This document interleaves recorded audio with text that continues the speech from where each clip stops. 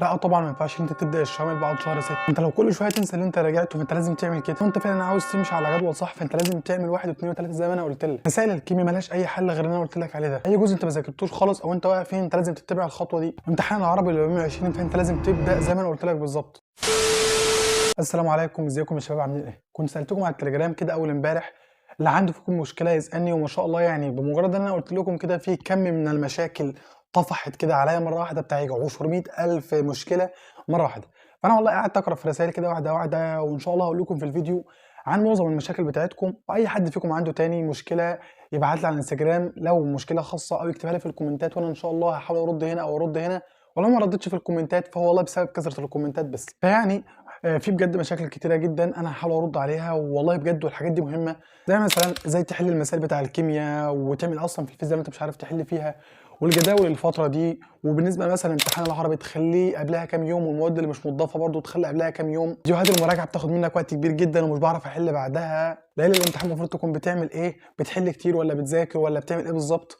فيعني في بجد مشاكل كتيرة جدًا ومهمة جدًا والله هتنفعك، فأنا هارُد لك عليها كده على السريع، فهاكمل الفيديو للآخر، وما تنساش اللايك والاشتراك في القناة وتفعل زر الجرس عشان يجي لك كل الفيديوهات الجايه. نبدا باول مشكله، وانا هحاول اقول لك المشكله والحل بتاعها سريعا علشان ايه ما اطولش الفيديو واضيع وقتك. اول حاجه تحل كام شامل في اليوم وازاي تستفيد من الشوامل.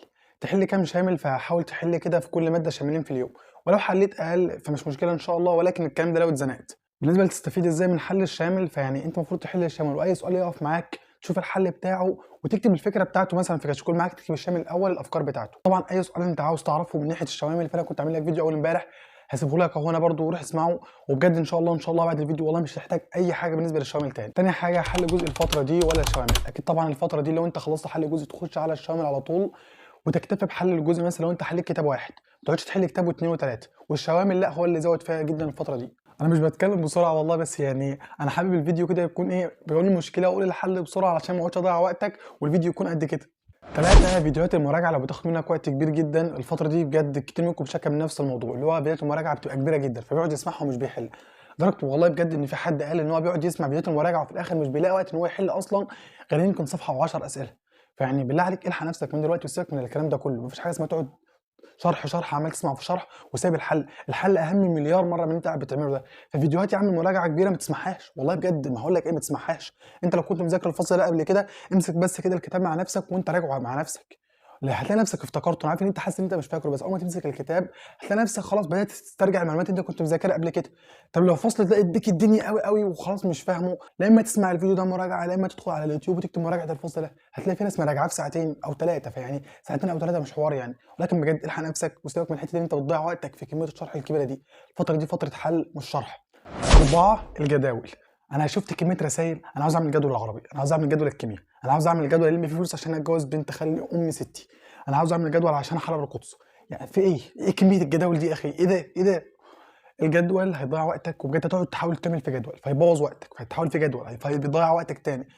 احنا بني ادمين وطبيعي ان احنا غالبنا مش بنلتزم بجدول، فانت اعمل جدول قصير المدى. اعمل يا عم جدول يوم، ما تقعدش تعمل جدول لمده 3 سنين قدام. يا انت اصحى الصبح اكتب والله انا ورايا 1 2 3 4 المفروض اكون اخلصهم النهارده. وزي ما قلت لك قدر كل حاجه منك هتاخد قد ايه. يعني مثلا مذاكره العربي تاخد مني ساعتين ثلاثه، اكتب جنبها 3 ساعات عشان تشوف انت تلحق تخلص ولا لا. وتعالى في اخر اليوم ضن صح خلاص الحمد لله خلصت. تاني يوم اصحى اعمل غيرهم وهكذا. بس ما تقعدش تحط الجدول طويل المدى عشان بجد مش هتعرف تعملها وهتلاقي نفسك عمال تضيع وقت على الفاضي. خمسة، ازاي تحل مسائل الكيمياء او اي مسائل. كتير منكم شاكى من حل المسائل مع ان انا كنت مجاوبكم عليها 1000 مره قبل كده. المسائل بجد كانت عامله لنا مشكله لحد والله يكاد يكون قبل الامتحان بشهر اصلا ولا شهرين. المسائل بتاع الكيمياء او اي مسائل في العموم لها حلين بصراحه انا جربتهم ونفعوا معايا. اول حاجه ان انا المسائل بتاع الباب مثلا الثاني كنت بجمع القوانين بتاعتها. اي مسائل اهو جمع كده القوانين بتاعتها في مكان واحد في صفحه معينه وصم القوانين دي بجد صمها. خلصت الحته دي تمام، ادخل بعدها على الحل بتاع المسائل. هتلاقي نفسك في مسائل مش عارف تحلها، اي مساله مش عارف تحلها اكتبها. اي مساله بجد تقابلك اكتبها، هتلاقي نفسك جمعت كميه مثلا المسائل على الباب الثاني قد كده. ولكن المسائل دي كلها خش اسمعها على اليوتيوب او اعرف المصدر بتاعها بيحلها ازاي، ويبقى انت كده استفدت الفكره دي والفكره دي والفكره دي والفكره دي. هتلاقي نفسك الباب الثاني طلعت مثلا على 50 نوع من الافكار على الباب الثاني. طب انت جيت تحل بعدها تاني الافكار بتتكرر. فلقيت نفسي والله بجد بقيت بعرف ادخل في المسائل واحده مع واحده. وطبعا مفيش مشكله هتتحل في اول يوم، يعني الموضوع ده زي ما بقول لك هيتحل يوم ورا يوم ورا يوم، هتلاقي نفسك بتتحسن ان شاء الله. 6، كتير منكم شكى ان هو بينسى اللي هو راجعه. يعني انت راجعت جزء معين فبتلاقي نفسك نسيته تاني. ببساطه ما ترجعوش تاني بجد والله. يعني مش تلاقي نفسك ناسي يونت 1 فيلا بسم الله هراجع يونت 1، تيجي بعدها بيومين تلاقي نفسك نسيت يونت 1 تاني، يلا بسم الله هراجع يونت 1. بعدها بثلاث اربع ايام جيت تحل دخلت على يونت 2 لقيت نفسك ناسي يونت 1، يلا بسم الله هراجع يونت 1. هتفضل قاعد طول حياتك في يونت 1 فما تقعدش تراجع حاجه 900 مره. كفايه ان انت رجعتها ذاكرتها اول مره وخلاص ده رجعتها الفتره دي. طب جيت بعد ما رجعتها حسيت ان انت ناسيها، خش على الحل بجد والله اسمع مني، ادخل على الحل. لو في جزء انت مثلا هتلاقي نفسك بتغلط في الاسئله عادي زي ما قلت، خش اسمع على اليوتيوب مثلا الحل بتاعها، ولكن بعد ما تحاول كتير قوي في حل المسائل واكتب الافكار دي هتلاقي الافكار دي بتفكرك. طيب لو في جزء معين خلاص انت ضاقت بيك الدنيا وانت فعلا حاسس ان انت ناسيه وانت بتحل السؤال ده وانت اثناء وانت بتحل، ارجع عادي على الشرح بتاعه وراجع الصفحه دي كده على السريع. مش تقعد تراجع طبعا اليونت كامل ان ده هيبقى صعب، لا راجع الجزئيه بتاع السؤال بس واكتب فكرتك. هتلاقي نفسك مع تكرار الاسئله بتراجع وبتحل في نفس الوقت. طبعا ليالي الامتحان المفروض تكون بتعمل ايه؟ بتذاكر ولا بتحل؟ كتير منكم سأل نفس السؤال، فاحب اقول له حاجه واحده، هو انت في ليالي الامتحان، هو انت وصلت ليالي الامتحان بتسال ليه؟ ما ليالي الامتحان ان شاء الله هكلمك عنها بالتفصيل يا اخي، لا اله الا الله. ليالي الامتحان على السريع كده اكيد انت بتراجع المنهج كامل وبتعد، حتى لو قبل الامتحان بثلاث ايام بتاخد اول يومين كده ولا حاجه بتراجع على المنهج كامل اللي هو كمراجعه شرح، مش بتقعد تسمع طبعا فيديوهات، تقعد تراجع كده سريعا. واليوم اللي فاضل لك لو في مثلا اسئله بتبص عليها او انت بتحل كام شامل اللي فاضل لك. الاسئله بقى اللي هي كتيره كتيره كتيره، مش بعرف احل فيزياء، مش بعرف احل كيمياء، مش بعرف احل عربي، مش بعرف احل نحو ولا متحرر، ولا بعرف دخلت الثانويه عامه ليه. اسئله غريبه يا اخي. يا عم لو عايز الفيديو بالتفصيل كده بجد اكتب كده عندك في الريسيرش مثلا ازاي تذاكر الانجليزي، بجد والله هيطلع لك فيديو انا كنت عامله مثلا كاتب فيه كل التفاصيل. اكتب مثلا برضه نفس الموضوع ازاي تذاكر الكيمياء، هتلاقيني والله ايدك على كل بقى ازاي تذاكر بالتفصيل. والمشكله دلوقتي ان انت بتغلط في حل اي مثلا اسئله بتاع الكيمياء، ده بتقول انت بتغلط في حل اسئله الكيمياء او الفيزياء او الاحياء او ما شابه. نفس الحل بجد اللي انا قلت لك والله ينفع معايا، ولكن انت عاوز الحل دلوقتي، استنى بس كده واصبر يوم مع يوم ان شاء الله هتلاقي نفسك بتتحسن. اي اسئله تقابلك ادخل بعد ما خلاص تحول فيها ادخل على اليوتيوب وبعدها اسمع الحل بتاعها واكتب الافكار بتاعتها وتعالى عند الافكار دي اكتبها جنب الشرح، وانت بتراجع الشرح تاني بعدها مثلا بيومين ثلاثه راجع الافكار دي معاه، هتلاقي نفسك بتستفيد جدا وبتراجع يعني افكار كتير. فانت الدرس بدل ما انت كنت عارف عنه فكرتين بقيت عارف عنه 10. المواد اللي مش مضافه تبدا فيها من امتى؟ والعربي المفروض تسيب له كام يوم. المواد اللي مش مضافه انت هتبدا يوم 15، فانت يوم 13 بالكتير او يوم 12 بالكتير جدا ابدا ذاكر المواد دي، عليك مادتين كل ماده هتاخد منك يوم بالكتير رايح جاي، هتسمع فيديو مراجعه وخلاص. هتيجي بعدها الفرنساوي هيبقى قدامك يوم ونص، حاول من دلوقتي كده ايه تاخد حتى كل يوم جزء من الفرنساوي، يا عم كل اسبوع المهم تاخد اي جزء يخفف عنك وان شاء الله هتخلصه. ده كده بالنسبه للمواد الغير مضافه. بالنسبه للعربي فانت هتمتحن يوم 22 فلازم تبدا فيه من يوم 15، انت لازم تسيب له 7 ايام كده ايه عشان تاخد راحتك فيه وتعرف تحل فيه كويس ان شاء الله. 10 لو في جزء ما ذاكرتوش في المنهج تعمل ايه فيه؟ ذاكره.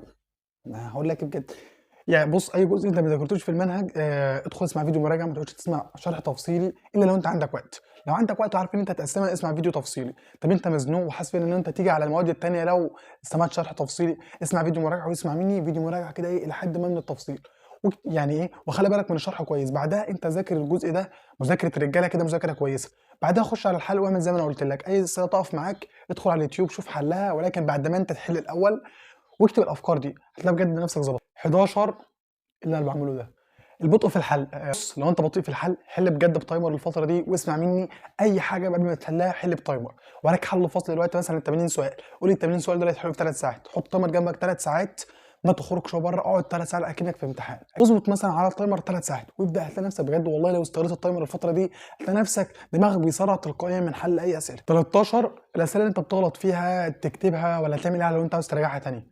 بص لو انت بتحل شوامل فالافضل وانت بتحل شوامل تكتب والله الشامل الاول وتكتب 1 2 3 4 انا الافكار اللي انت خرجت بيها، والشامل الثاني والثالث والرابع تلاقي نفسك كده كشكول معاك انت وانت بتراجع الاحياء في اخر السنه ان شاء الله هتفتح كده والله انا حليت 20 شامل صفحه 2 3 4 هتراجع كل الافكار دي بجد هتظبط معاك. طيب لو انت بتراجع جزئي ومثلا طلع اي فكره انت عرفتها جديده ارجع للشرح واكتبها جنب الشرح بتاعها على اساس وانت بتراجعها كل شويه تقعد تقرا في الافكار دي وتفتكرها. اخيرا بقى في منكم سالني على كراسات التفوق اللي هي بتنزل في الاخر دي بيبقى فيها حوالي 10 شوامل كويسه ولا لا؟ بصراحه انا اعرف ان كتاب التفوق كان رايق بجد السنه اللي فاتت في حته كراسات التفوق كان حاطط 10 شوامل بجد يعني يقتلك وانت بتحلهم، بس بجد افكارهم كانت كويسه جدا جدا.